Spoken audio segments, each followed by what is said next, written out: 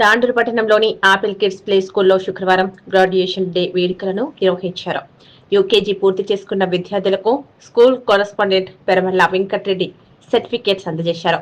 ఈ సందర్భంగా కరెస్పాండెంట్ పెరమల్ల వెంకటరెడ్డి మాట్లాడుతూ ప్లే గ్రూప్ నుంచే విద్యార్థులకు ఆటపాటలతో కూడిన గుణాత్మక విద్యను అందించడమే తమ లక్ష్యమన్నారు.